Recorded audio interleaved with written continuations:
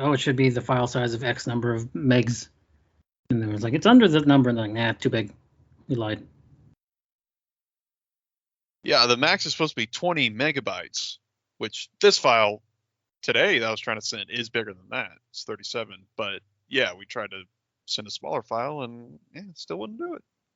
And pictures work, but those are like, I don't know how big pictures are. I'm not good. I'm the audio man. How big is this picture? Properties. 63 kilobytes. That's fucking nothing. Yeah, I remember. Yeah, you spamming the chat with a bunch of images. Those coming through fine. Hey, no, that was the type of photos that you were sending were right up my alley. So sorry to say that most of those are on my phone now. Instead of I don't save shit to my computer anymore. Mm-hmm. I need a new laptop like desperately. This thing is on its last fucking legs. Same boat here. So I don't even save anything to this anymore. Like I have bought games that are on sale on Steam or GOG that I don't install because it's like I don't have room. I need to clear this bitch out. There's so much shit. Yep, I am right there in that same camp with you. Just everything I see, I just. So it's honestly, like, okay, I can buy some storage or maybe save up for a new laptop. Or I could buy 10 new console games.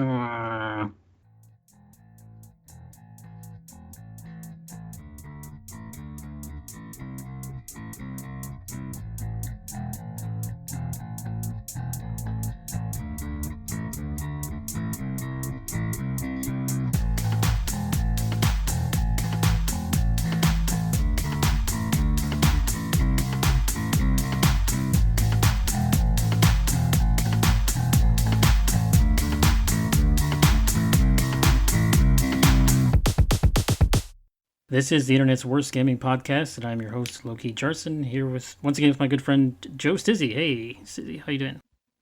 Hey, Loki, I'm doing well. How about you? I am just fine this winter evening. It's very whatever cold. Day it is. It's very, very. It is actually very cold. Last time you were here, I think we did a best of 2020, so let's do a best of 2021. Real quick. Village for you, I guess, right? Yeah. Off the air, we were talking about that's, I think, top of my head, that's the only game from 2021 that I actually played. Not including an expansion from MMO, but just its own its own base game. I think that might be it. But it was great. I loved it. In fact, it's my 2021 game of the year as it stands. Can I tell you a secret? Sure. I didn't beat it. What? I rented it from GameFly, as I rented every single game I played this year in 2021, the new ones. And I think I got past the dollhouse or whatever, and I was just like not feeling it. And I sent it back, and I never beat it. Really? Wow, that is surprising. I can't believe you were keeping that under your hat all this time. Yeah, I was holding on to that one for a while. Oh my goodness. We talked about this off air a lot. It's like sometimes the game will just click with you. And maybe we'll talk about this later with some From Software games. But like sometimes something just hits you perfect. And sometimes you're like, I guess I'm having fun. And sometimes you're like, well, this sucks. And sometimes you're like, nothing. I was getting nothing from Village. Now, part of that may have been that I'd already seen a full playthrough of the game on a website. And what GameFly loves to do is not send me the thing at the top of the queue. They'll send me the thing like third of the way down. So when I got Village, it was a surprise. I was like, oh, I wasn't actually expecting to play this so soon. But it's fine. It's like, it's okay. I don't have anything terribly negative or terribly positive to say about it. Yeah, well, especially if you've seen a playthrough, because if there's any genres besides mystery that definitely loses its luster the first time around, then it would be a horror game. Yeah, because you pretty much know where everything is and what's going to happen. See, but I always do this for horror games. I did this for at least the first Dead Space, for sure. I did this for Resident Evil 7. I saw a whole playthrough of that, but I still... See, but I don't even know if I enjoyed that, because I also only played it once however many years ago. I don't know if these Resident Evil first persons just aren't clicking with me. Because while I struggled with Resident Evil 2 and 3 Remake, I did eventually beat both of those twice.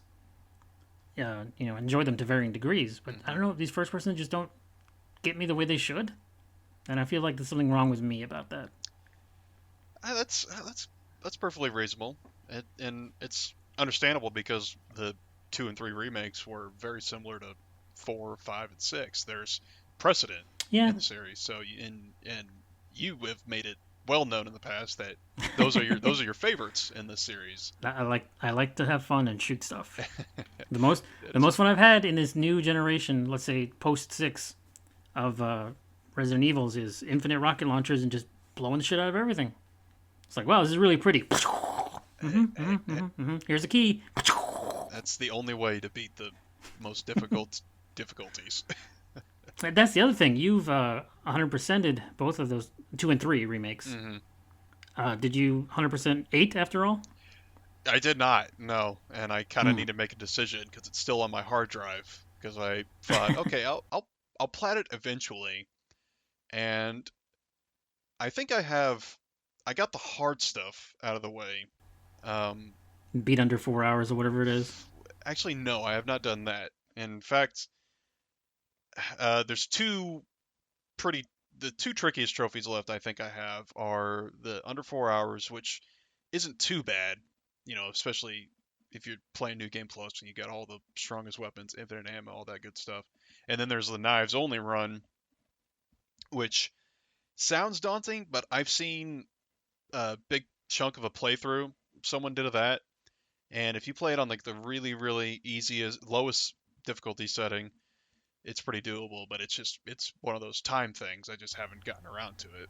Um, Yeah. but I've done like all the mercenaries, get the highest rank, get the special sort of pseudo lightsaber melee weapon, which is actually not as good as you think it should be. But yeah, no, I definitely understand not being into the first person Resident Evil game, because it's even though this is the second entry to have that format, it's it's a departure even from I honestly I want to say even more so than the jump between 3 and 4 originally. Hmm. Even though they even and that might just be just like my recency bias, because back then it was still that was a huge leap too. But Yes. I wasn't so From the old. isometric camera to the third person over the shoulder. Exactly, yeah, and having actually 3D environments instead of the pre-rendered. And um, but back then I was still young enough. I was junior high school age. Whenever I wasn't really set in my ways and not a purist, so to speak. I really enjoyed the first three games and with the set camera and all that. But I didn't never held it against 4, and I'm glad I didn't because it's one of the best games I've ever played. But 7, like you, I beat 7 once and I enjoyed it. But also like you, I thought to myself, did I really enjoy it because I've only played it once? And it's not like it's exactly a long game. If I wanted to play it again, I could do so in a reasonable amount of time. So I don't know. I think I really I liked 8 a lot more than 7, but the FPS, the first person view is it's still very different for a Resident Evil game because you can't help but compare it to other games in the same genre.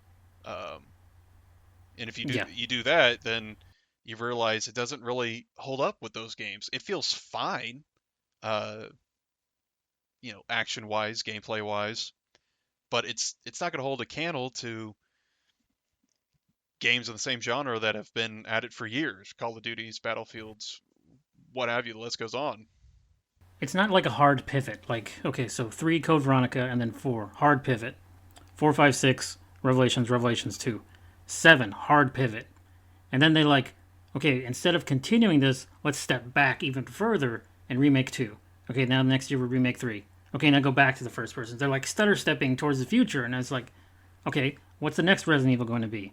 Yeah, I'll remake a 4, which will be in third person. So it's like 7 and 8 are these offshoots that happen to be numbered entries. They're spin offs that count in the canon or whatever. Yeah, the remakes almost feel like fallback games, if you will.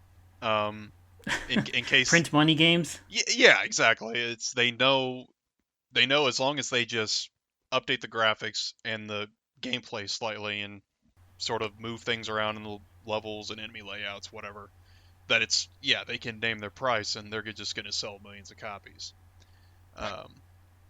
Because I don't think even Capcom is super duper confident in how popular the 7 and 8 the FPS ones are.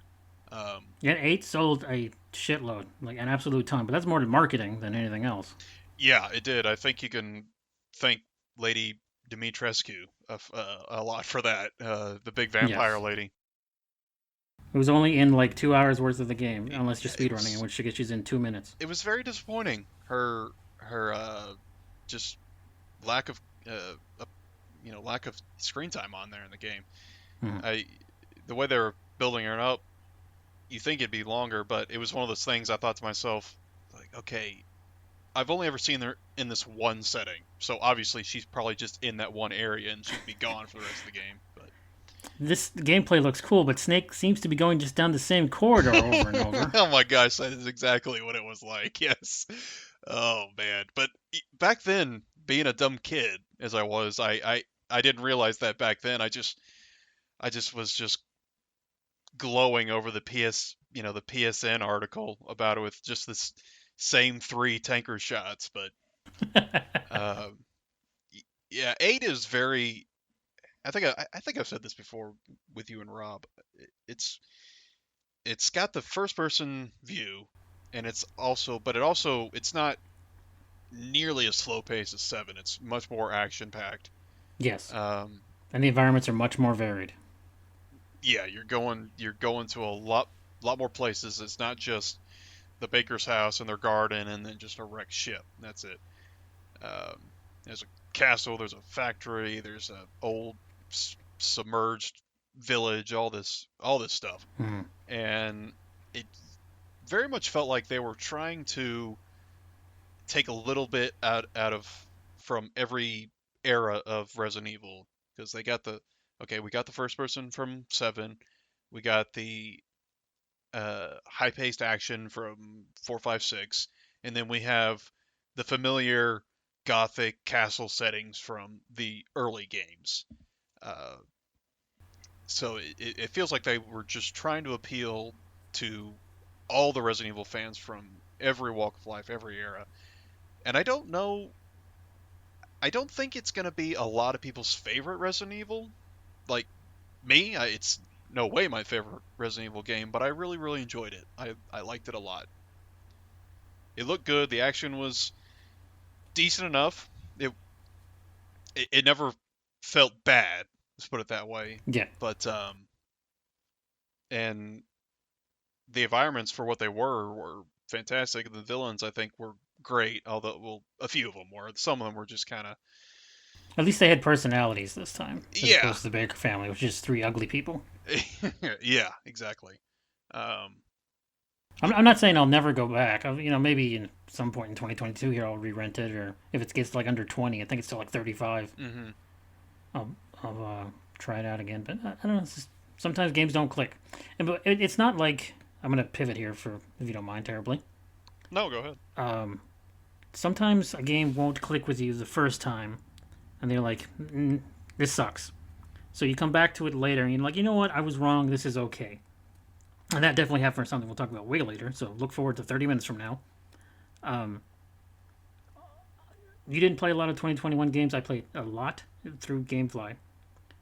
These two games I rented twice, in fact. It was Returnal from Sony, Housemark, and Ratchet and Clank from Sony Insomniac. I think I rented them, I don't think it was the exact same time, but near the same time. And I didn't like either of them for whatever reason. So I sent them back and said, fuck this. And later on in the year, several months later, I re-rented them. I said, you know what, I'm going to try again. Surely there's got to be something here. Maybe I missed it because these games are receiving the highest of high praise all year from everyone. And I will say that Ratchet and Clank was a very short but fun experience. I enjoyed my time with it, but it's like Game of the Year material? No fucking way. It's bland.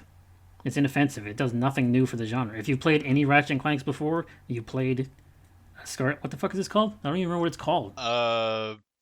Rift Apart, I think. Rift Apart. Yeah, That's it. I was about yeah. to call it Crack in Time, but that was the previous one because they're all the fucking same. Yeah, they are But it very was similar. fine. Even though I've never played them But before. Well, I played one. I played one of them. I don't remember which, but yes, they're very similar games. and but people are like, oh, Game of the Year material. Like, no, it's the same 5 hours it was the last 5 games. Now, Returnal, however, can eat a dick because so many people have given that like their top 5 to Game of the Year. Blah blah blah blah blah. It's like journalists and randos on Twitter and whatnot. But it's such a pain in the ass, and there's no fun to be had here. You just get punched in the face forever. And if you're lucky, you can dodge at the exact perfect moment to not get punched in the face this time.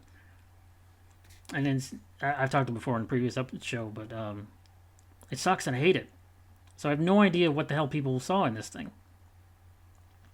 Now, on the other side of that coin, of the three-sided coin here, something like Hades, which technically didn't come out in 2021, and I'll stand by that, but it came out for Xbox and PlayStation in 2021. I played that through on Game Pass the first time. I remember having a long conversation with you that you played it a while back and you did like it, and I didn't like it. And I said, "Fuck this," and you were like, "Oh, well, what are you gonna do?" So I went back to it, and I said, "All right, fuck, I'll try it again." And I've 100%ed it twice on PlayStation 4 and 5 because there was an upgrade. I still don't like the story, and I don't like any of the characters. Dying through all the dialogue is just fucking awful. Just gonna skip, skip, skip. Stop talking. Let me go kill things. A game that's fun to play, but I don't want to talk to anyone. I don't want to hear any dialogue. Definitely not its strength, that's for sure. So it's not like, to round this all back to Village, maybe if I retry Village again, I'm gonna have one of those 3 experiences. I'll just say this sucks, it's okay, or I love it. That's it. Yeah, no, it's funny you bring up Ratchet and Clank and how similar it feels because in the back of my mind when I was playing Village, I was thinking to myself, man, I feel like I've played this game before. And then it clicked. Oh, that's right. This was Resident Evil 4. It's kind of a lot of the similar, a lot of similar ideas. yeah, a lot of similar environments and settings and plot points and all that. So I understand. Yeah, I think it's worth it. I think it was a really really great game for what it was. Um, but I haven't. I was saying off the air, I haven't played. I still haven't played Guardians or Deathloop or Demon Souls. I have them right on my shelf. I'm looking at them right now. But maybe down the line we can do kind of a belated 2021. Maybe give those games its due. Or you can talk about Guard. You play Guardians and Deathloop. I did. Deathloop is my personal game of the year that came out in 2021. It'd be great if you could complete that because then I could actually talk about it. The reason I literally can't tell you the reason why it's the game of the year until you beat it. But I can share with the people. Yes, it was my game of the year. Guardians is also an excellent game. A lot of fun, great dialogue, good music. But I was saying the reason you haven't played those games is because you spent a lot of time these last few months playing Final Fantasy XIV, the MMO of Final Fantasy. Yeah. I played this when it was in its first phase back on the PS3, I believe. They came out on the PS3, right? Mm-hmm. Yeah. Yeah. I definitely played it then when it was a demo thing. I have the vaguest of vague memories because it was a long ass time ago. Mm-hmm. And I remember being intimidated because on a keyboard you have X number of keys, so you can press things for an MMO. On a controller you've got 8 buttons.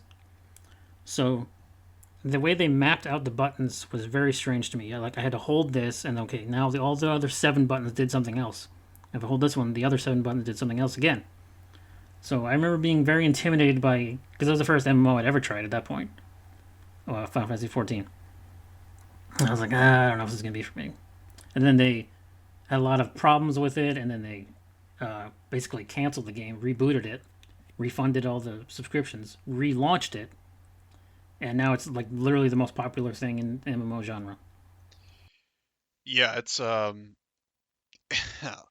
the story of its fall in rise and fall and then rising again is it's fascinating. It really is. Mhm. I would love to go into it, but that would probably have to be another show. If I started down there, then I would definitely be going on for way too long. But If there's a documentary about it, I would love to watch it. Somebody has like not a YouTube shithead, but like a no offense to all the YouTube shitheads, but like a professional documentary crew is like, okay, Yoshida or whatever his name is, and it's like, wow, we lost a lot of money on this, but what if we reinvest?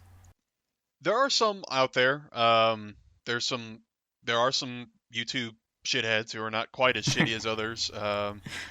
A series that I've watched and I've really enjoyed and gave me a lot of background info. But yeah, 1.0 was rough and it was it had a lot of problems and the fact that it was released on PS3 also just kind of added on to the issues because they You know, had to program you know what else released on? You know what other MMO? I'm sorry. You know that's what okay. other MMO released on PS3 that is still going is DC Universe Online. That still exists and people still play it. So I don't know that old hardware holds things back. Well, I mean, I say holds back, but it for it like I said, I didn't want to get too much into this, but in the instance because most MMOs like World of Warcraft, they have these huge open areas that you can go to, and Mm-hmm. it's seamless transitions, and it's just one huge area. Where Final Fantasy XIV, they wanted to they wanted to put it on the PS3, have it playable on the console, but in order to do that, just due to the hardware limitations of the system, they basically just had to break up all these areas and cities all into their own instance Right. areas. Um, And instances, if you're not familiar with the MMO genre, is one of those terms we get from MMOs that isn't a lot of other games. It's just loading screens, basically. It's transition from one area to another. yeah, And it's sometimes the players in your server don't carry over with you. yeah. It's yeah. A lot of times, especially when they release a new expansion, they will have different sets of instances for the same area. Because there was a couple times where I was playing with my brother, and he said, "Oh, I'm by such and such in this town," and I'd be standing right there and looking around, I can't see you. Oh, we're in a different instance. I have to transfer to his instance, but um, yeah, and it's still like that today. It's the game is still very much like that, even though PS3 support has dropped. It's still on the PS4 and PS5, which is what I played on PS5. Hmm. And I was very, I don't know, I was very uh, trepidatious about getting into it because I didn't MMOs on consoles. There's two very foreign concepts in my mind. It's just like they felt very mutually exclusive. Well, you're a longtime World of Warcraft veteran, let's say. Uh, I am, but I and played on we desktop a did lot of some time. Yeah. things on the console, but it's like, does Destiny count? I guess kinda. So it's not the best experience on Earth. That's still a first person shooter. It's still aiming down the sight, shooting, throwing a grenade. That's about it. But MMOs, you have a ton of skills and abilities that Hmm.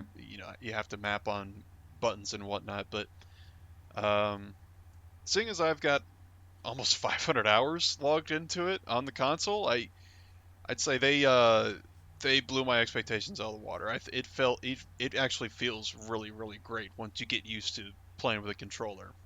Um, but also I can plug in little receiver on the USB port in the back of my console and play with the mouse and keyboard if I want to. Hmm. I have it plugged in at all times anyways, just so I can type with a keyboard because that's one thing that console sucks at is typing Yeah, things. I'm incredibly surprised more games. I understand why they don't for scope creep, but like more games don't implement keyboard support for chatting because the touchpad, keyboard, and like even on Xbox when you have to like hold on, I have to open the message thing, I have to type. Okay, I have to hit enter, and I have to send. It's like cumbersome. Yeah, no, it definitely is. I'm with you. I wish they would they would add it into more, especially online games. I guess that's all you really would need it for. It's not like you be typing yourself in single player, but it's it actually feels pretty darn good. And I played mostly with a controller, but I've played a little bit of mouse and keyboard, and I've gotten used to it. But it raised a main reason I really switched back to the controller because it does take a long time to get your skills mapped to different keys and got a keyboard. It's been a long time since my WoW days, so it's like my hands, like it's just I'm not used to it anymore. It's just like holding Alt, pressing 4, and then F5 to target a member. It's just kind of like, okay, I'll just stick with the controller. It's much easier. But We talked about this a long time ago, but there's an idea of where if you're playing something for the first time, it's going to take you a little bit long to. It's like, okay, every game has its own control scheme. So this button will always do this unless you fuck with it. This button will always do this. This button will always do this. So when you play a similar genre thing, but not made by the same, it's not the same game or whatever. It's like, okay, well, in the other game, this button does this, but now it does this. So in an MMO, which has so many different things you can do, and it's like that's part of the intimidation factor to me. mm, It's like mapping so many configurations onto only 8 buttons, and I assume you can't map everything into the 8 buttons it has. no, you definitely have to have different hot bars to be able to Mm. map all your skills on there. But uh, they have what they call advanced controls where you can hold down uh, two of the shoulder buttons, and if you press them in a certain order, then it brings up part of your hotbar, like your right side of your hotbar, and you do it another way, then it brings up your left side of hotbar. And when I explain it like that, it sounds really, really cumbersome and hard, but it's actually not. And it's that's probably the better way to do it because otherwise you're pressing R1 to basically just cycle through your Yeah, bars and every whatnot. the dozens and dozens of games that are not RPGs that I've played that said, okay, hold down this button to select from weapon wheel. It's like, oh, for fuck's sake, we can't have any better system. hmm Yeah, I kind of want to see it implemented in a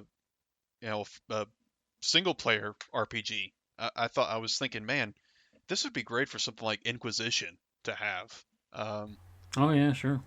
just so I'm not having to hold R2 to auto attack. Just do that on its own, or have me press it. But anyway, um, yeah, I'm still blown away on how accessible it is for console players. For 14. And as for the game itself, I'm having a ton of fun on it. It's it's without going into specifics, it's got an awesome looking world, amazing art direction, um, a bunch of different classes that all feel very unique and very fun. In fact, I haven't even gotten around to uh, playing as some of them, but the ones I have played at, I love, and I think they're all amazing in their own ways. And they do a really, I think the development team does a really good job of balancing the jobs. Um, from what As I I say, hear. I'm not like belittling the game, but to distill it, it is a Final Fantasy game. You're playing with other people, but it is still of that genre of JRPG. Yeah, it's in the Crystal family of the Final Fantasy games. It's all Hmm. about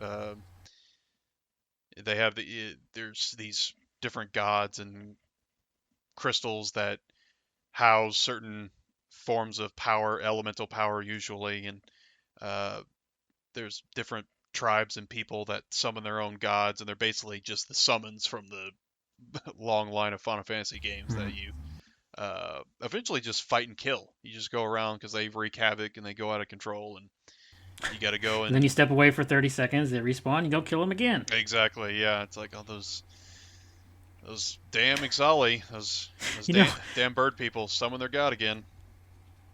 I don't know how much time we have on this, but I've not played a lot of MMOs. But what I have played a lot of is Sword Art Online, the video game based on the anime that's about a video game.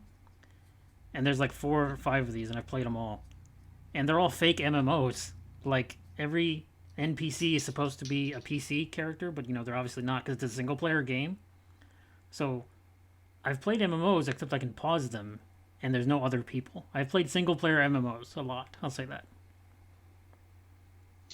Yeah, 14 might be. You could almost classify it as, at least from a story standpoint, as a single player MMO because while everybody who plays the game is the warrior of light, the hero of the story, blah blah blah, Mm-hmm. kills all the gods, saves the world. In the game, you're the only warrior of light. It's just you. You're the main character, and the people you have joining your party for dungeons and trials and whatnot are just basically like your Avenger pals, for the most part. But you're still the star of the show, and they're able to pull it off very convincingly. Um, in Even though your character is a silent protagonist, uh, in later in the expansions, they actually do give you some lines you can choose from. It's not as extensive as most single player RPGs where they have a silent protag, but it's better than nothing. It's better Mm-hmm. than you just standing there nodding along. Um, Yeah. You know what game does this really badly is I talked about this last episode. I'm saying I don't play a lot of MMOs. Well, I do play one, but not all the time. Every couple of months I'll just put a few hours into it. Is Elder Scrolls Online. Mostly play it with my brother over on the Xbox, and there's a ton of times like cities will be crazy crowded over one little area, or off the desert path there'll just be 18 people talking to one NPC, and that one NPC is only ever talking to you, but you can like hear him talking to the other people also because everyone's instant there. I don't know. It does the same idea of you're the only one, but when there's 12 other people standing around, there's one NPC and they're all telling them they're the only one. It's like, man, come on, this is mhm. really the only one. Yeah, Elder Scrolls Online is it's almost made to be played solo. Um, uh, They have in fact in their latest expansion they have in fact added NPC companions specifically to carry your shit and like help you in combat. your So you burdens, absolutely whatnot. don't have to have other people. Yeah. Yeah, that's kind of cool.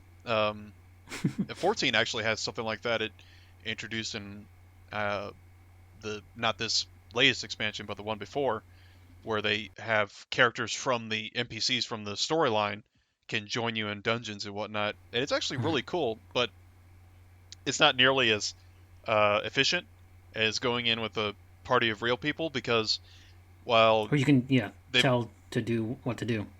um, yeah, exactly, or they have been in the dungeon a bunch of times, they know what to do already. So, or because the AI, while they have made great strides in it, they can only do one thing at a time. So they're either just like pulling one group of enemies, or if an enemy is setting up a big old attack that they just run to one side to avoid it, they can only do that. They're not like a human player who can avoid those attacks but also attack at the same, use spells and abilities at the same time, or pull multiple groups to make the run go faster. But it's pretty fun actually, and it helps with the immersion.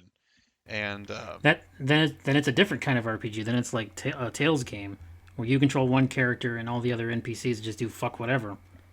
As opposed to something like Dragon Quest where it's like, okay, I want you to stop doing what you're doing. I'm in control of all your moves from now on because you suck at fighting.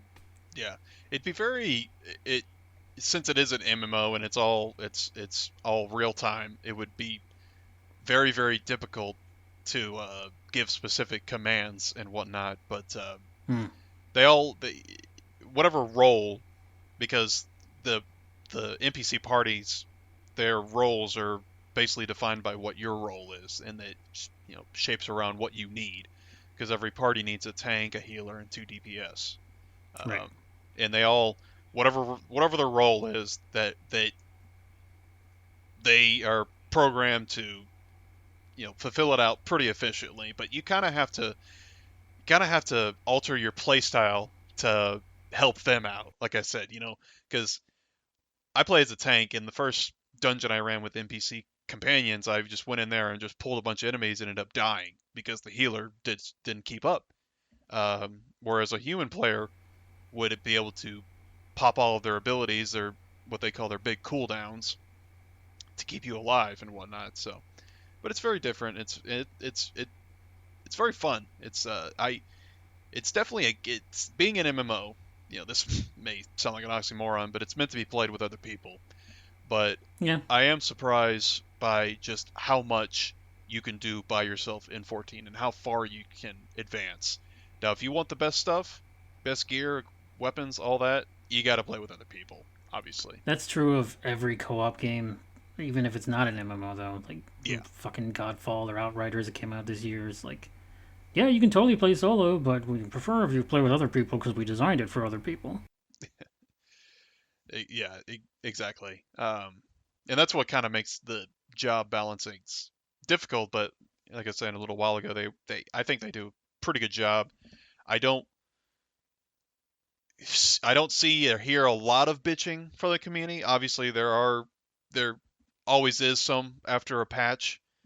Someone may not like the changes that uh, their class had, but Mm-hmm. for the most part, I think most people are pretty happy with it. And a lot of times it's just yeah, hey, I don't have as big as numbers as this class is. Like okay, well we'll just bump you up, so everybody's happy.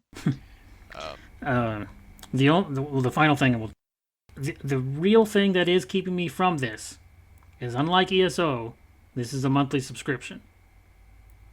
And I know yes, Warcraft was for a long time. It might still be actually. it is. Yeah, as far as I know, I haven't heard Warcraft going free to play because that would be pretty big news. Because it's always been I'm subscription. Final Fantasy XIV has made so much money that they've had to stop selling it temporarily. I think they might have brought it back on the market because there were so many people waiting in login queues. Hmm. Like, okay, you guys have to stop buying this so we can set some servers up. So I'm surprised they haven't gone free to play. But then Square Enix is very weird about money these last few years in terms of like what sells and what isn't worth the money and what we spent too much money on. Um, but like it's what 15 a month. I cannot justify that for the very small amount of time I'll have to give to it. Yeah, no, it is, and that's fine. I mean, that's I yeah, I was kind of I was hesitant too at first when I learned that because honestly I kind of assumed it was like ESO that it was you just Yeah, on console you just buy the game and then if you're subscribed to PlayStation Plus or Xbox Live Gold, although I don't know if 14's on Xbox, but if you it sign is not yet. yeah if you sign up for that your console's own subscription plan, I thought yeah okay yeah you can yeah you can play 14 whenever just have the game, but no it's still got to pay that $15 a month on top of it as well. So it is quite a bit, especially if you're not into the game. Luckily um, at least before the big server congestion issue, the free trial you can go a long way with it. In fact, I've Up seen to level 60 plus the expansion Heaven's Ward. I've seen the meme. yeah yeah okay yeah should have known. Accomplished memologist as you would know where I was going with that, but yeah, I've seen people who've played on the free trial, gotten all the jobs available because some jobs came out with the expansions, later expansions. I mean, gotten all the available jobs up to 60, and played the base game, played the first expansion, and gotten literally hundreds of hours of just free game time. Um, and they'll say, you know what, I think I might subscribe. And I didn't get quite that much out of it because I don't I guess I didn't I just had like 30 days. I didn't know Hmm. um at that point I wasn't really too sure about the game yet. I was trying it out for the first time. I didn't know how much I wanted to invest into it, time or money wise. So I just didn't go balls to wall and try to get every single thing I could do within my trial period done. So, but I got a lot done. I got the base game done in that amount of time, the 2.0 content, Hmm. and I fell in love with it. I really did. Um, it's kind of taking me back to my when I first started in World of Warcraft days. It's discovering this whole new world, and not sound like a Disney song too much, but and all these just being in this big world that's very very much Final Fantasy, which is Yeah. my favorite game series of all time, and playing these different cool jobs, uh, a really really honestly for the most part really solid and good to great storyline. A lot of the times it has its ups and downs a lot of times, because it's very long. It's you just play through the story, and don't skip anything. It'll take you hundreds of hours. It's crazy. Just you add the main game and then the expansions. It's a lot of content, and it's very slow to start with. Um, and it can feel longer if you don't absolutely love the characters, which honestly I don't for the most part. At least the like the ones in your group, like your the main NPC characters that you'll be on this journey with for the most part. I like a lot of them, but they're not in the Garrus, Tally, Tifa Barrett, Morgan, my absolute just Mount Rushmore of favorite video game companions. But um, and if they were, I'm definitely would feel like it would definitely be a lot more emotionally impactful. But Mhm. I like I understand. I really really I did like it a lot for the most part. Um, This is another one. I'm not saying never or no. I'm saying maybe someday. Let's see if GameFly sends it to me on a random whim. yeah, no, I mean it's an MMO. It's a time sink. It's a money sink. Yeah. And I think, like I said earlier, if you're not playing with other people, you can get a lot out of it on your own. But I think the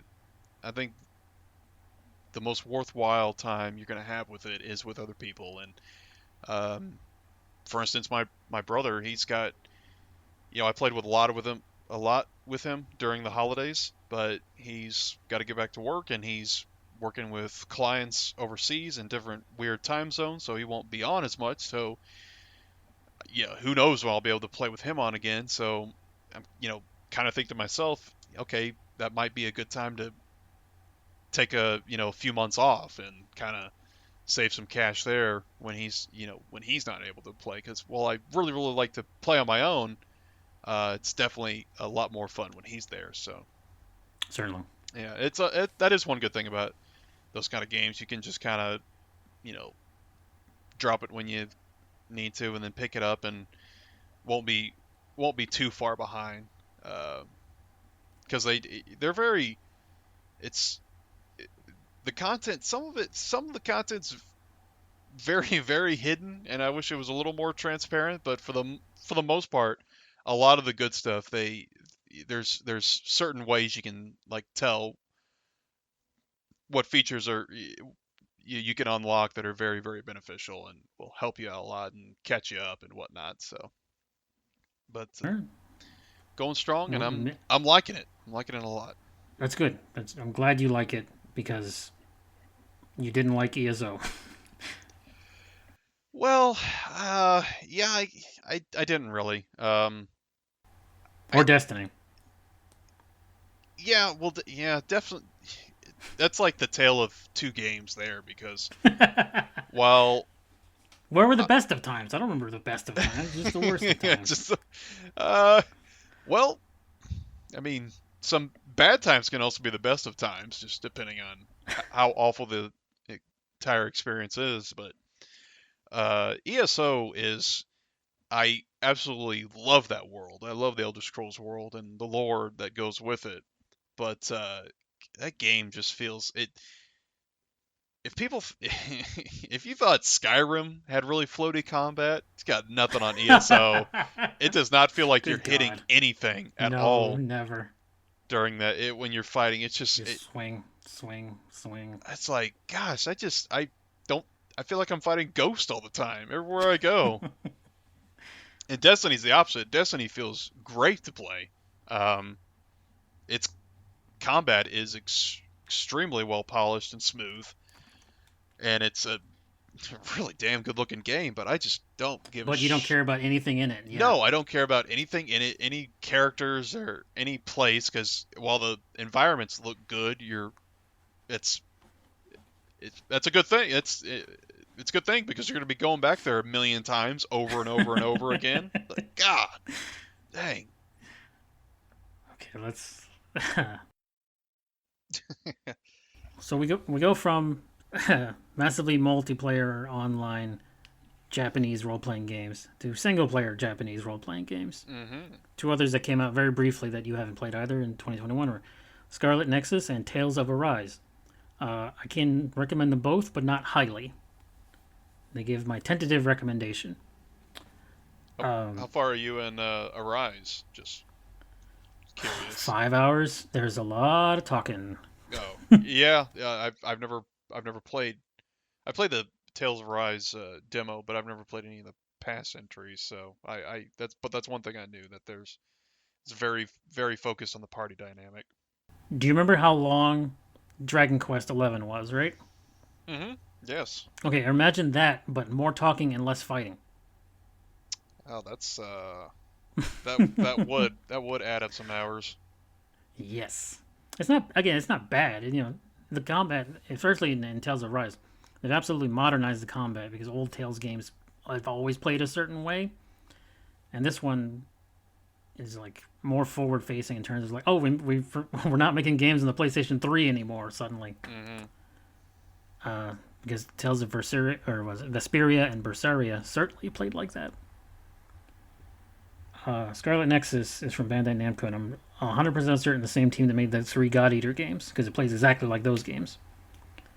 But a lot more interesting sort of sci-fi dynamic as opposed to all the old medieval shit we keep getting over and over from RPGs. Yeah, I played the demo on that. It was very. I was trying to think of the best way to describe the setting and the time period that it's in. It's. I guess it's like super cyber. I don't even want to say cyberpunk, but it's Okay, a little the like way that. But the way the game itself described itself, they use this word brain punk, and I was like, that's fucking dumb. yeah, that's That's only something you see from a Japanese studio. that's dumb. But yeah, I guess that does the job. Helps describe it. But Yeah. I'll probably have more to say once I actually finish either of them, because again, they're very friggin' long, and because I'm a crazy person, I'm trying to play both the PlayStation 4 and PlayStation 5 versions. Oh, one game before we shift to another JRPG, because that's all we're doing. Another game I played and finished in 2021. Life is Strange: True Colors. This is made by the same people who made the spin-off game Before the Storm, but not made by the same people who made the first Life is Strange or the second Life is Strange. They have, for some reason, 3 different teams working on these 4 games. True Colors is not as good as the original Life is Strange or Before the Storm in terms of like me giving a fuck, because I really gave a fuck about those 2 games. Those were some heavy, impactful, emotional games. If you can find them, you can listen to old episodes of this here podcast to find out why. mm-hmm. But True Colors just isn't there. It's one of those things that just doesn't click. I didn't hate any of the characters. I even liked a few of them, which is high praise from me. I did end up liking the main character, but her power of super empathy is not as cool as the power of time travel. It just isn't. No, not nearly. And it is a very short game, and I don't want to. I spoiled it for you off air, but I don't want to spoil it on air. And the plot twist is really dumb, to the point I'm like, that's really dumb. You know what it is, so you can just think to yourself how dumb this is. No, yeah, you were exactly right. It was very very stupid. So if you can find it for like $20, yeah, right, well, 60, 70, like it's selling for the deluxe, where you get different shirts. The thing I'm more excited about is in a couple months here, I think in March, they're remastering Life is Strange and Before the Storm. I was like, heck yeah, I'll get that all day, every day. Why not? Uh, and now to go from one emotion of, I guess, sadness. I'm not good at describing emotions because I'm not good at feeling them. To, Yeah. let's say, anger. So a while back, I think we've talked about this before on the show. On a whim or whatever, for whatever fucking reason out of your own brain, you bought Sekiro Shadows Die Twice from Software. Mm-hmm.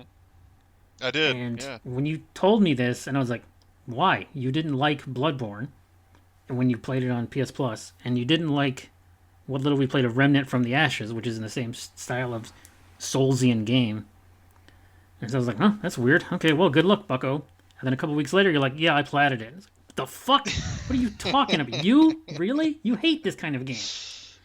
Yeah. So then, jumping to a couple, not even a month ago, you're like, oh yeah, I bought Dark Souls Remastered. And I was like, okay, well, this is what an area of my expertise. So if you need help, and he's like, oh, I beat it. What? Yeah. No, it's I kind of surprised myself on both those games.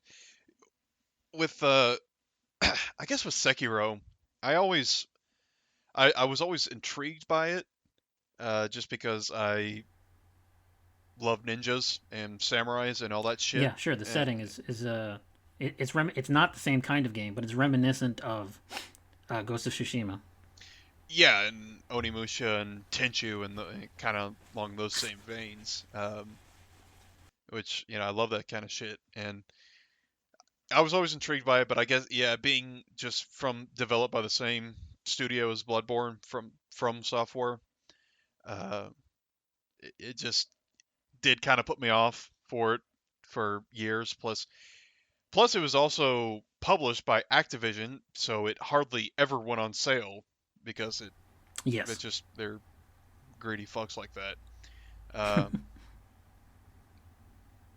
but for some reason, earlier this year, I don't know. It was like just kind of like a worm in my brain. It just dug itself in there and just stuck there. And I just thought, okay, I'm just gonna go somewhere. I'm gonna go to GameStop, see if I can find it for reasonable, and ended up finding it for like 27 bucks. And I said, okay, I'll get it. Why not? Give it a try.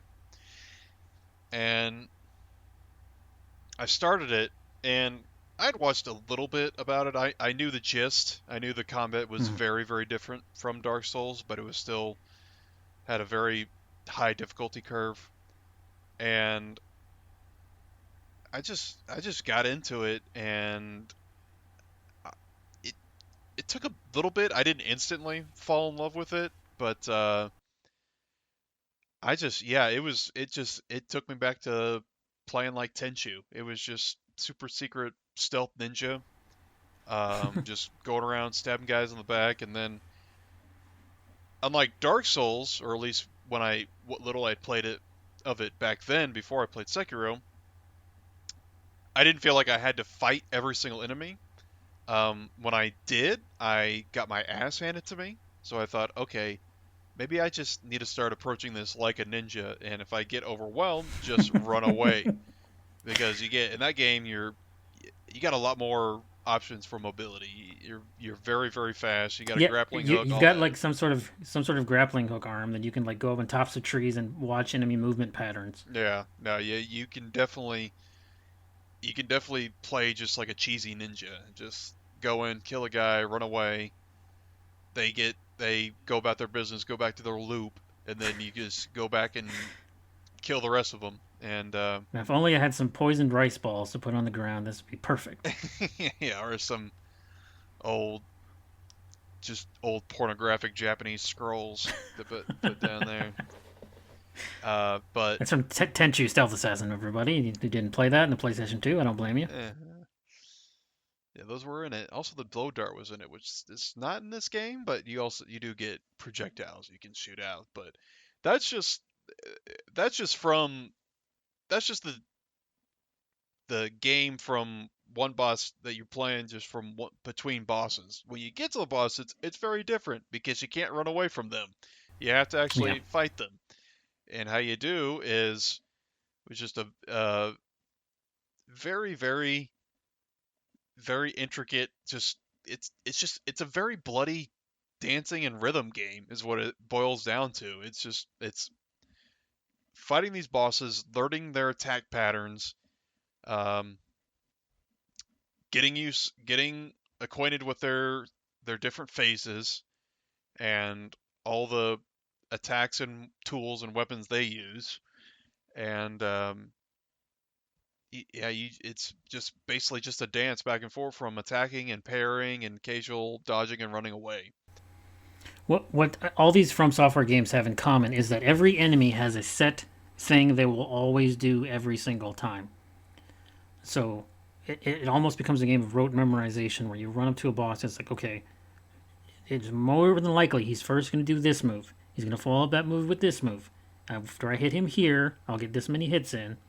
And so, it's not like spreadsheet kind of, but there is a puzzle in every one of these fights. Yeah, and especially like Sekiro, if you're the enemy will do certain types of attacks just depending on the range you're at. Like if you're close to them or far away or Sure. kind of medium. So uh, once you get used to those kind of attacks and which ones he does in certain positions, you can bait out attacks. You can say, okay, this one's not as lethal, or this one's very predictable. It's easy to dodge or parry or whatnot. So I can just position myself and get in a put myself in a more advantageous uh, position for the fight. And uh, but it's crazy because, like I said, in when you're just roaming around the world and you're sneaking up on guys and you're stealthing and you're running away, grappling hook, all that.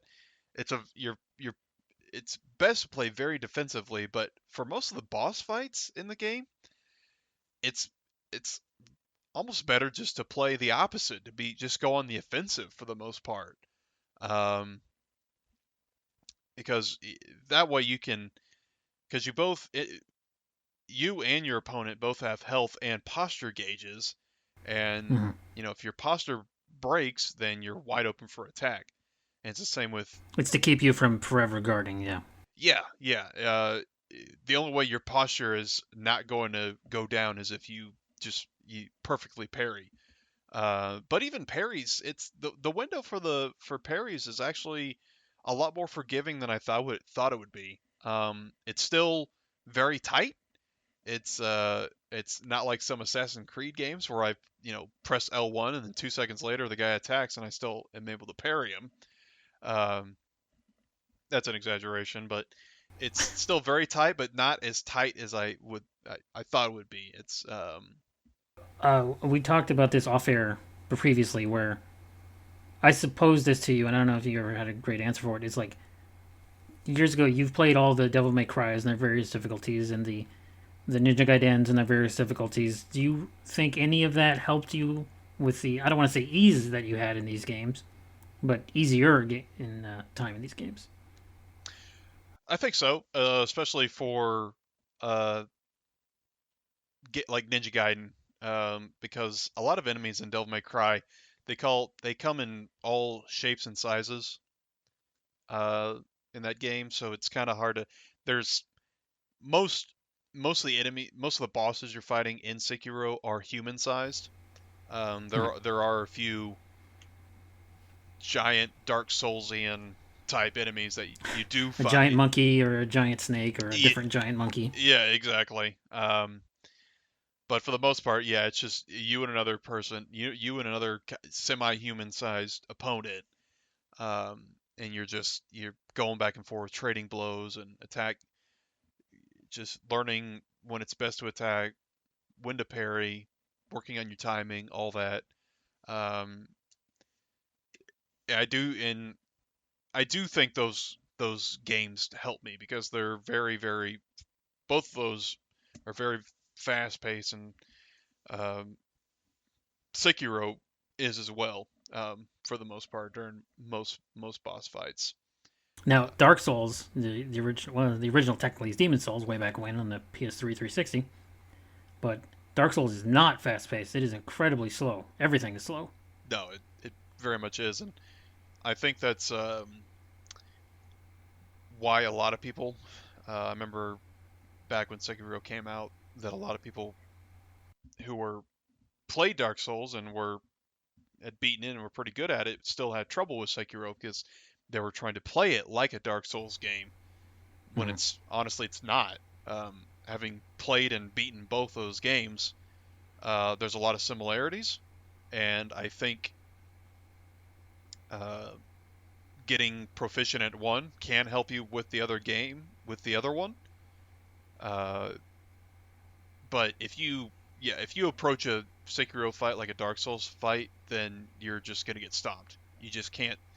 There's no giant shield you can just sit behind and wait for the enemy to tire themselves out, and then just swing your big old, big dick sword at them.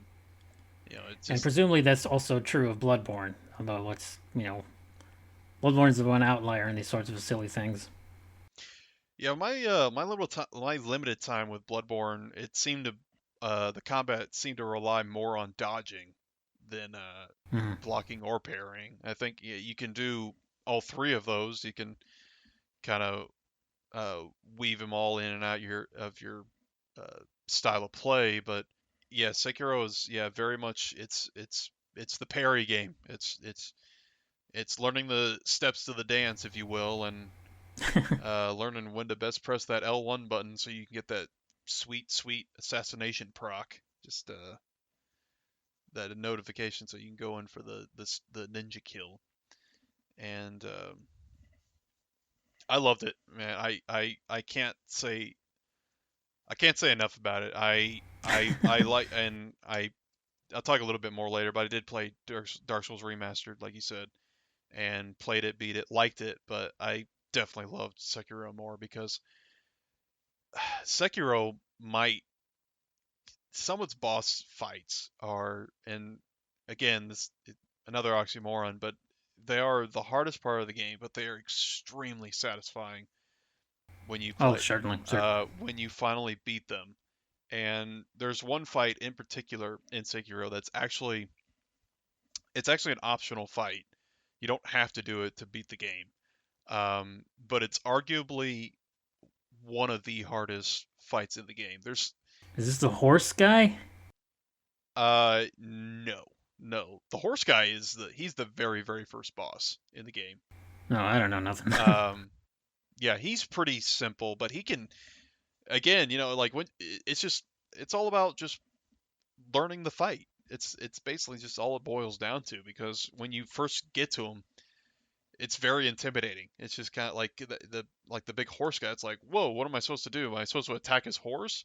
Like he's got this giant old lance and he's just swinging it all around and he's impaling you and dragging you around the battlefield and it's just you thinking he's not some lowly ninja scrub. How am I supposed to beat this guy? And then you get into it and you're like, okay, wow, I can deflect a giant spear. That's awesome.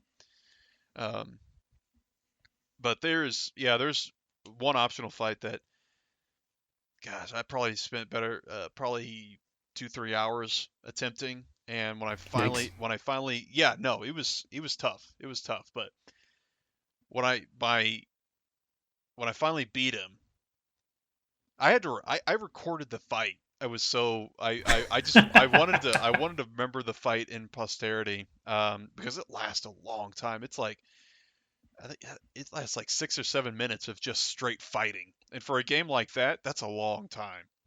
Um, but it was so great, and like my hands were sweating, and I was just so jazzed up after I beat it. It's such a great feeling. So it was one of those. I finally understand. I understand. Yes. Uh, I was waiting for a moment to jump in and say, you feel about this game the way I feel about the original Dark Souls. yes, yeah. It's like I finally get it now, and I know what people have been saying for years about Dark Souls, where it's one of the most memorable, satisfying experiences when you finally just get over that hurdle, that one boss that's been giving you so much grief. Absolutely.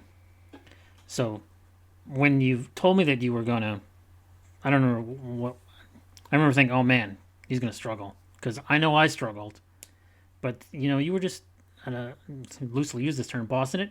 You're just running through the game, you like fucking speed ran it, and I don't want to say insulted. Insulted is the wrong word. I was certainly taken aback in terms of the ease of use to which you dispatched all of the things that took me a month to play through. It took me a solid month of just playing Dark Souls to beat. So, like many of the bosses you beat on your first try, which I was on a PlayStation party with you at the time for some of them. And I was like, "Oh, you got to go over here," and you're annoyed in the library or whatever, and then you were annoyed in the crystal caves, but you never died ever. So I was like, "Okay, he's gonna have to die and do all this over again," and you never fucking died. And you just beat Seath in the first try, and it's like, this isn't fair to me, the guy who beat this years ago and struggled. Well, again, I think some of those past experiences with Sekiro and some of those other difficult action games Yeah, did help me a lot. I absolutely shy away from those like on purpose. Yeah, even When I though played, I don't even remember how fucking long ago I played Dark Souls on PS3. even though Dark Souls is so different from those other games like Devil May Cry, Ninja Gaiden, all those. It's just those games are just boom, boom, boom, one thing after another. But Dark Souls is just it's so slow. It's so methodical It's very too. slow. Um, Um, it's a slow dance as opposed to it's a waltz as opposed to a samba. There you go. but one thing that is does have in common with Sekiro at least that I learned is that these games don't explain shit to you. They just throw you in there. They take great pride in never saying a single word of explanation. They just it's basically the video game equivalent of throwing you into the deep end. It's just kind of like, okay, here you go. We'll tell you the basic controls, but that's it. That's the And you want to figure anything else, it's on the you're on your first, own. when you're in the overworld, so to speak, the first NPC, he's like, "Oh, you're here to ring the bell? Well, actually, there are two bells. We've already lied to you." And it's like, "Oh my god!" And he's like, "One's up and one's down." I was like, "Is that this way or this way?" He's like, "It's up and down. You figure it out." And if you go down like the logical way towards the catacombs, that's the wrong way. Hmm. That's the down. The down he's referring to is where the up is. You have to go the same direction to get to both things. Yeah. Ridiculous. Yeah, no, it's I I got lost so many times and Yeah. I had to ask you for directions a couple times, I know.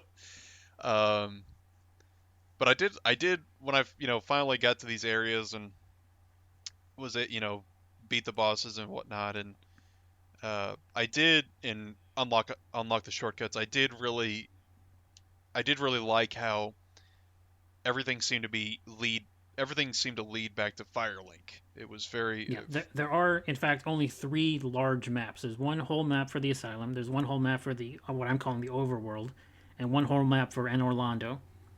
Of those three things, everything is connected in one continuous space. You can just, without loading screens, walk from one end to the other. yeah, it's I thought that was really really cool, and it just every area I thought, okay, how is this gonna lead me back to Firelink? And most of the time it just ended up being an elevator. Hmm. But I thought that was really really cool. And Or a door that you saw hours ago that you couldn't open from this side. yeah, you think, oh yeah, gosh, that's where that's how you unlock that. That's where it leads. Hmm. Yeah, that was awesome. Um, If I may, I want to talk about a couple of moments in particular, the differences between my playthrough years ago and your playthrough just a couple weeks ago. mhm. Um, the what's his fucking name? The Golden Knight. I can't. My brain's all scrambled right now. Oh, Uh, Smog or Smog? I don't know no, how to. no, no, no, no. The one you free from the jail. Who's gonna Oh, kill the firekeeper? oh yeah, Lautrec. that Knight Lautrec. that's it. Yeah. So I told you this off air, but what's supposed to happen, quote unquote, is you go ring the second bell down in Kalag's domain. You come back to Firelink. The keeper is dead, so you can't use the fire anymore. And Lautrec leaves, and you can't fight him for, a couple hours at this point. And you go and fight him in a big giant room, the same room, in fact, where the next two major bosses, Smo and Ornstein, are. And you have to be teleported to the world as if you were being summoned. So you can't heal by conventional means. And he's got two friends with him. And it took me a very long time to beat him that way. Now, in subsequent playthroughs, I found the trick of what you did the first time, where you just push him off the cliff and he dies. And it's a much easier, simpler, better way to do it. And they put that in there for you to do. But you did that on your first try, and I was like, that's not what I did on my first try. I beat that guy legit. This is bullshit, Stiz. Yeah. that's yeah, full disclosure time. I that was one of those things I kind of picked up on osmosis over the years. Like I remember reading, I don't know when it was exactly, but I just remember I may have told you about it over you the may years. have, yeah, saying like if you see the Golden Knight, free him and then kill him, and then he gives you a really good item, and he did. He gives you a ring that's increases your health and stamina, but it breaks if you take it off. So it's just been on and it's just been embedded on my or embedded on my In the finger back for of all your these head, yeah. years. Um, but yeah, when you told me like what really is supposed to happen, I thought, gosh, yeah, it's just you would never know that unless you You'd never know. The yeah, game never fucking tells you. yeah, He drops, I think, or whether with the Firekeeper corpse is the stone you use to teleport to him, if I recall correctly. mm-hmm, But you can't use it anywhere else other than that one room in front of the boss of Smough and Ornstein. yeah, Secondly, you beat Smough and Ornstein on the first try, which again is bullshit. So here's what happened to me. Here's what happened to me. I tried, and it's not like you just there's a checkpoint behind in front of the door and you walk to there. It's a path to get to that door. So I got to there twice, got destroyed, wrecked, mm-hmm, annihilated, whatever uh, synonym you want to use for that. And I got, I don't know, depressed. I was upset. So I walked back down to En Orlando, which I don't, or yeah, back through En Orlando, back to Sen's Fortress, which you didn't know you could do, by the way. I told you that after the fact. mm-hmm. I went back down through Sen's Fortress. The elevator, that's the shortcut all the way down to Sen's Fortress. I went skip ahead. I went all the way back through Blighttown. I went all the way back through the Hollow Tree. I went all the way down to Ash Lake. On my way there, I got cursed by those frog dudes, the whatever the fuck they're called, the frog guys, the big eyes. Yeah, petrify you. Yeah. Yeah, I got cursed, so I had half health. But I made it all the way down to Ash Lake. I don't even know why. I was literally at the lowest point of the world with half health, at the midway point of the game, and I stepped away for a couple weeks. I was just like, I can't do it. I'm just done. I cannot do it. And I don't remember because this was so long ago. Mm-hmm. Picked myself up, walked my ass up all the way back to that tree, rehealed, walked all the way up to Sen's Fortress, all the way up through Sen's Fortress, all the way through En Orlando, all the way through that boss thing, and I beat him on the third try. And I said, you need to go back and listen to this music because it builds so well. I won't sing it here. Yeah. But the crescendo builds very well. Mm-hmm. And it was a very close fight, and my heart was beating so goddamn fast that I was going to have a heart attack. But I finally did beat him, and that was the most satisfying thing. Like you talked earlier about that really hard optional boss. It's like, that is the most satisfying thing I've done in a game in I don't know how fucking long. And it's like a midpoint boss. You still have a lot of stuff to do after the fact. Mm-hmm. So here we are years later. I'm like, oh, how many tries did it take you for Small North? He's like, oh, I did it first try. I summoned, what's his name? And he's like, you fucker. How dare you have an easier time than I did? Yeah, I summoned old what's his name, praise the sun. Solaire. And that's the other thing. Yeah. I did a lot of summoning in Dark Souls 2 and summoned Bloodborne. I never summoned anybody in Dark Souls 1. I beat that game by myself. No NPC help, no other player help. It was all me. She's like, oh, I just summoned Solaire and he destroyed the centipede for me. It's like, oh, I summoned Solaire and he destroyed the Bell Gargoyles for me. It's like, what the fuck? You're not even playing the game. You're the NPC here, buddy. Okay, I did not summon him for the gargoyles. I did the gargoyles all on my own. And I did die one time in the gargoyles because I did not expect the second one to pop down from the roof. I was like, holy shit. I kept trying to attack the first one's tail because that's what someone left a message in the ground as a try tail. And I thought, okay, I guess that's its weak point. And then you just get a weapon. Yeah. I didn't learn that later until I tried attacking another enemy's tail and got a weapon, and then learned after the fact, yeah, there's enemies in the game that you hit their tails and you get a weapon. I was very bad at that though. I didn't get seeds, or I didn't get the big dragon Kinnally? The Drake sword. Yeah.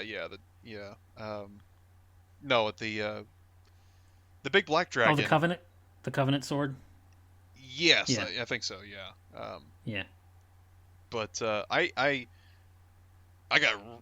think I got really lucky because on one of the Black Knights dropped a Black Knight Greatsword, and I basically just used that when I got my strength up high enough to use it. I just basically used that the entire game,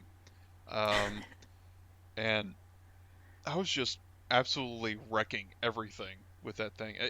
You It really were. I was there for no at least Seath, and I think I was there for Nico. Oh, not Nico, Nito.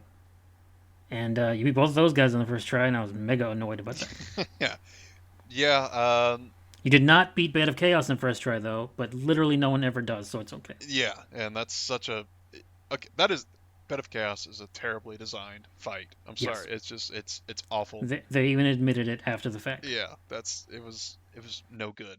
Um, but yeah, it got to the point where I thought about changing it up, but I thought, no, this is not a game to be experimenting. I have a good thing. I'm going to roll with it. I'll leave experimentation for a potential subsequent playthrough. Is there stat spreading in Sekiro? Like if you level up and you're like, I want to put in strength or I want to put in dex? No, no, there is absolutely Not no. at all? The Okay. only thing that you can upgrade your tools, but that's basically um, it just basically gives you like more features with those tools. You can do different things like uh, with the shuriken, you can have one that just like sits there and sits in the enemies and does damage over time. Um, you can get a spear that thrust, or you get an upgrade that sets it on fire, which is really cool. And that was another really fun thing about that is using the different tools and finding out which enemies are weak to what specific tool, and kind of experimenting with that. But no, the only way to actually level up your base power is whenever you beat a boss, you earn a memory of that boss, and then when you get to uh, the quote unquote bonfire or the meditation spot, it's called in Sekiro, um, you can spend that memory to it permanently increase your attack power. I see. But um, you can also collect these these blue beads that increase your health. Um, very much like Devil May Cry, where you can there's some that it's like you get one and increases it by itself, but you can also find pieces of it, and you get four Oh, you pieces. get one eye of a thousand gods as opposed to the seven eyes? Exactly, yeah, yeah. And then Yeah. if you get enough, and then you can get a permanent increase there. So yeah, your health and your health from those things, and your strength from the bosses. But other than that, no, there's no dex or agility or anything like that.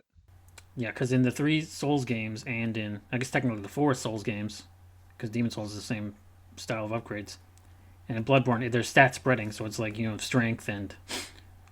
They keep changing the names, but it's like basically dexterity and amount of shit you can carry. And what you were saying earlier is like you can't stat spread. You have to kind of pick a thing you want to be good at and put all your points into that thing all the time. Mm. If you try to evenly build, you're going to be underpowered for basically the whole game.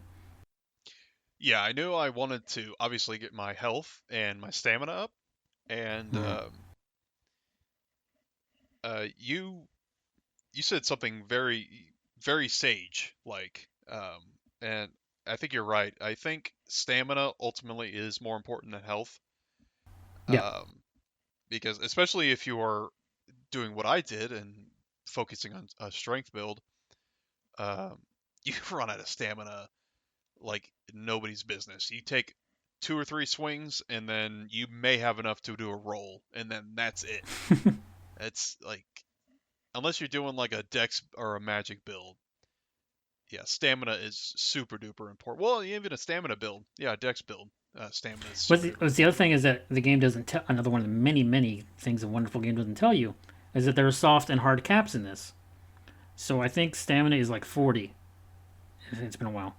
Like the hard cap is 40, and after you put points in that, it's so minuscule you're not worth putting points in anymore. Hmm. And they all have that. Every stat in all of these games has that hard and soft caps, where there's like diminishing returns depending on how long. And unless you know that ahead of time, you're like, well, I'll evenly build, or I'll put every single point I get into health. And it's like, well, I can't say the game punishes you for that because you can really beat it without, you've seen people beat it with Guitar Hero controllers and without ever leveling, without ever getting hit. You know, these experts and speed runs and all play many, many times to get to that point. Hmm. But But still, even though it was still a difficult game for me, and even though it was a tough game, I can't imagine getting to that point where you're just that good at a game. But yeah, if you play it enough and you learn the strats for each of the bosses, and if you're really good at not falling down, because I think that might have killed me more than any other boss in the game. gravity's the number one killer in Dark Souls It, 1. it's a very awkward moving moving game. It's just like especially with me and There are my no safety railings anywhere. no, there is just there you're constantly surrounded by death in that game. Yes. Ev- That's Which another is part of the fun of it, I yeah, guess. no, that's another thing about it. It's just um the enemy designs, the settings, the music, just everything is there just to intimidate you about Dark Souls. It's just it because I remember when I got through Sin's Fortress and uh got to the I got to the boss, the Iron Giant, I believe, and he's got Iron Golem. all Iron Golem, excuse me, and he had the giant axe, and I thought, holy shit, this guy's gonna be like the toughest enemy in the game. And then I get there, and right off the bat, I almost get knocked off the arena with that wind attack he does when he swings his axe. Sure. And I'm just kind of like, okay, and I'm on my own. I didn't summon anybody for that fight. Um, and I just start wailing at him. I'm just like, okay, it's like I'm going on the offensive here to start off with. And then I knock him down when he's like 3/4 of, 2/3 of health left. And then I just Hmm. sit there, and he's just like on his ass, and I'm just wailing into him, and he dies. It's like, okay, but just like it's his design alone intimidated me and made me just overthink this fight. It's like, oh my gosh, how am I gonna beat this guy? There's not a lot of not a lot of room up here on this arena Yeah. here. And it's just kind of like, oh my god, but they're all like Another that.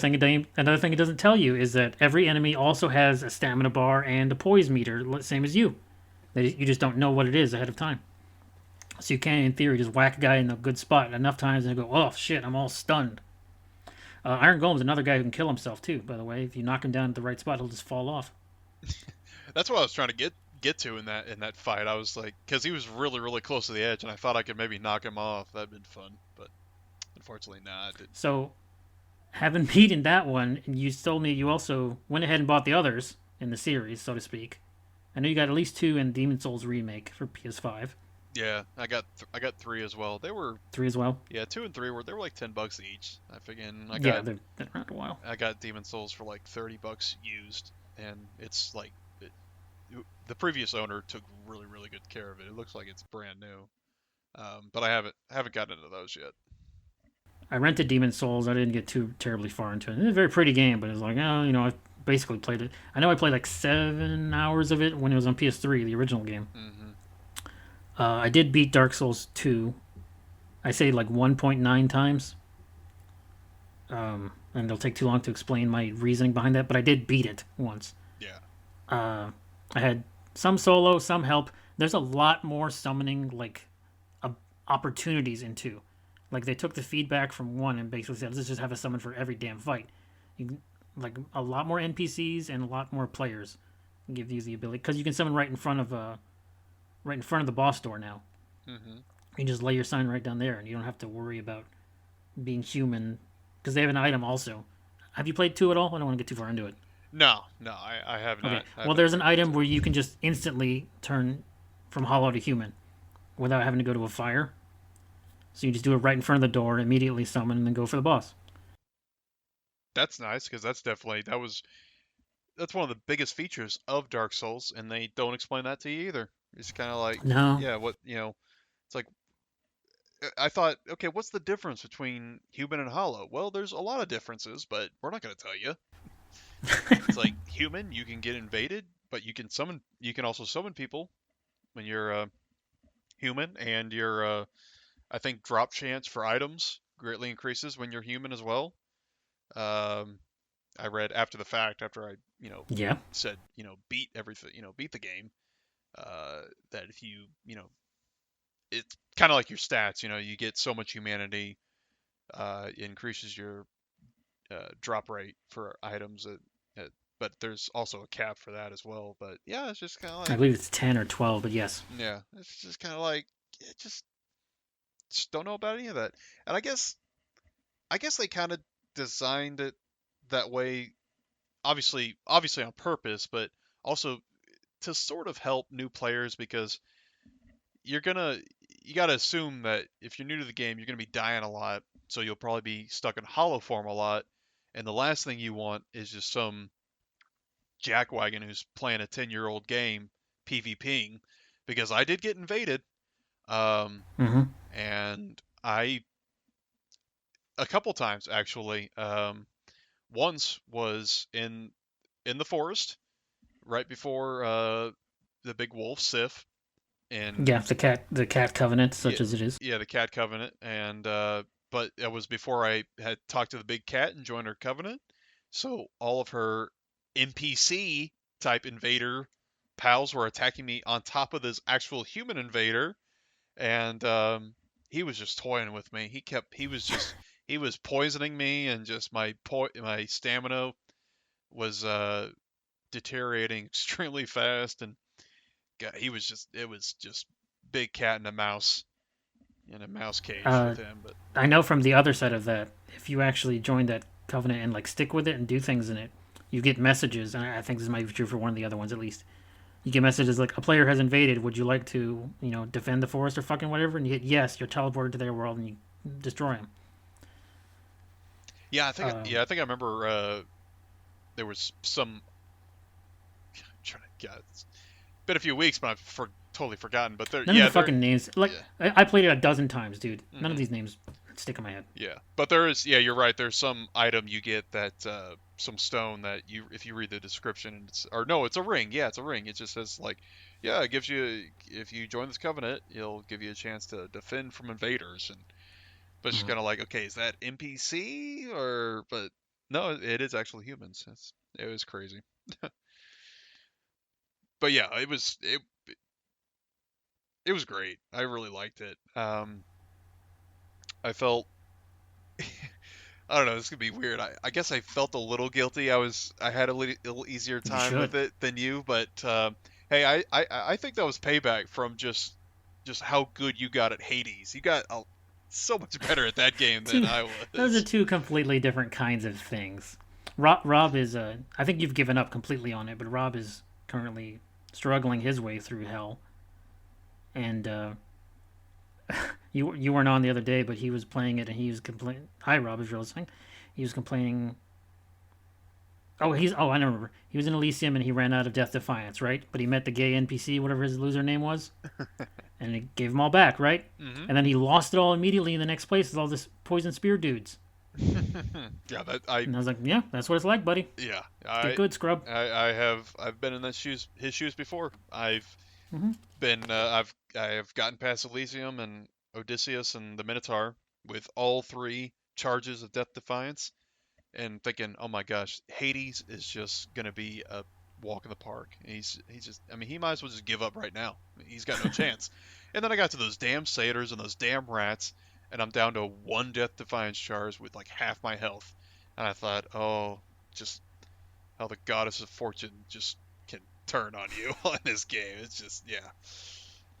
No, I really, really, really enjoyed Hades, but yeah, I think I beat it 4 times. I think I got out.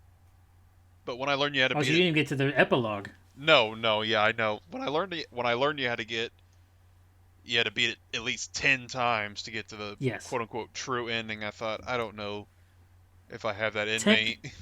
This is spoilers, but you only have to beat it 9. The 10th one is free. Because when you get to them the 10th time, he's like, fuck, just go. I don't even care anymore. That's right, you told me that. Yeah. So I might get back into it one day, but I was still just so taken aback by just how good you got. You 100% it twice. On PlayStation You 4 said, and PlayStation 5, yes. you were just, to use your words, you were bossing it. You were just like, I mean, playing music when What was you come in the room. my fastest time was like what, 14 minutes? I think I beat the whole game in 14 minutes. That's crazy. I think my fastest was like 27, 28. That's like double your. That's like half mine. That's crazy. What's great, I know we're way over time here and we hard pivoted, but it's like, do you know why Hades clicked with me? I've talked about this all the time for years and years. Sometimes you need small games. You need bite-sized AA games you can spend 10 minutes in and get a lot done. You can't do shit in 10 minutes in Dark Souls.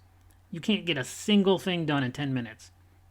You can get a lot done in Hades in 10 minutes. You can get half the game or more done. No, it's great, and it's really generous as far as saving your progress goes, because Mhm. you can play it, do a room, quit, then you just come back another day. It doesn't you don't. It's not like you have to start over every single time.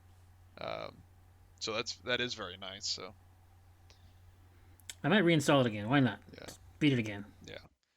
But it's definitely it feels like one of those games like if you set it down for a while and then come back to it later, it might take a while to get the cobwebs dusted off. You Possibly.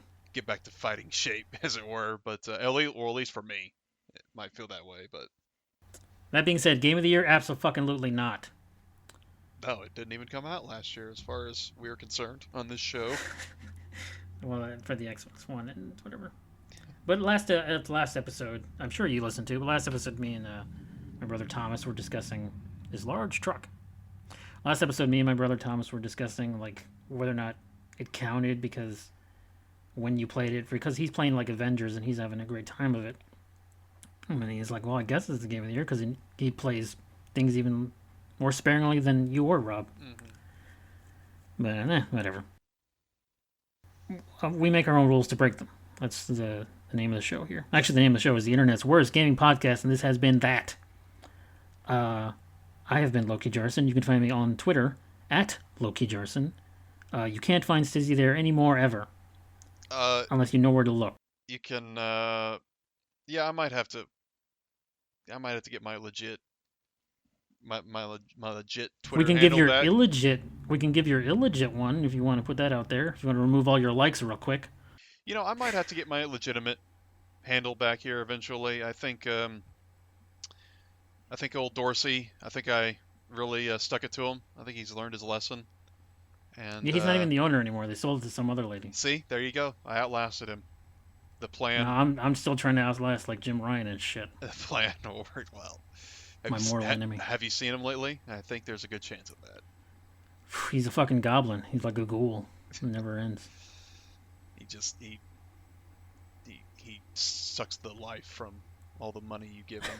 Well, Oh my god, I didn't even mention this. You know you can't earn Sony Rewards points by buying things in the store anymore? They stopped that on January 1st. no, I remember hearing that they were going to do that months ago, but They did it. oh man, the madmen did it, huh? Wow. So, well, Yeah, you can only get points on the store if you buy with a Sony credit card. well, that was such a. I mean, they neutered that program so hard, anyways. Was it really Yeah. even worth it at that point?